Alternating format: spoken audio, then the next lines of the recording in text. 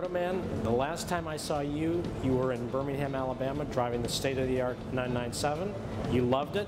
I know that you were out in Santa Barbara getting the chance to drive our new 991. What'd you think?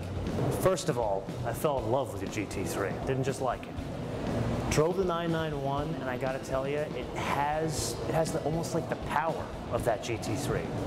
I didn't really expect it to be that close. I've been driving 911s for well over 40 years, and one of the great things about Porsche is that through the evolutions of the 911, they've made it better and better and better. When people say, how did you make the 997 better?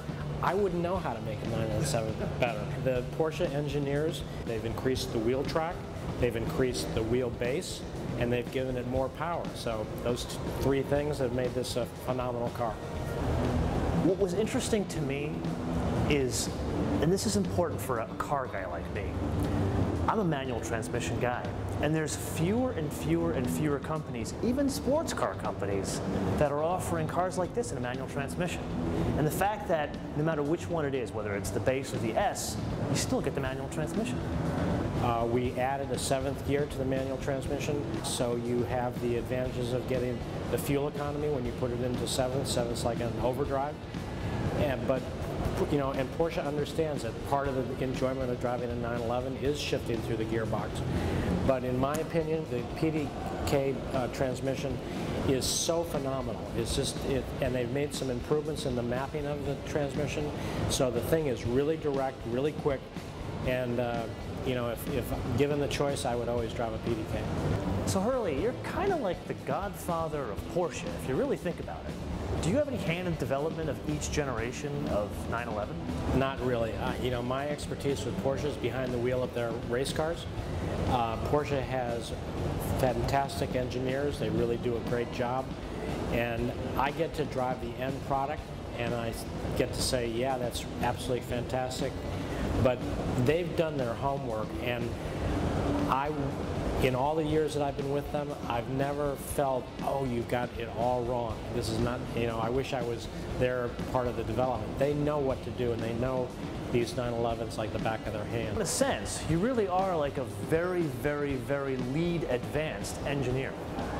Well, you know, I kind of get to drive these cars, and I get to see that evolution that's gone. I mean, my first car was a 1967 911. So when you look at driving the 1967 911 to driving the new 991, you can certainly see that DNA connection, but the cars are light years away from each other. So now, that was the hardtop. Here we have a new convertible. What's going on here? Well, you know, America is in love with convertibles. This convertible is really slick. It's very simple. It's two pieces. You can raise it up when you're going 30 miles an hour, and it'll open. So but rather than talk about it, let me show you what it's like.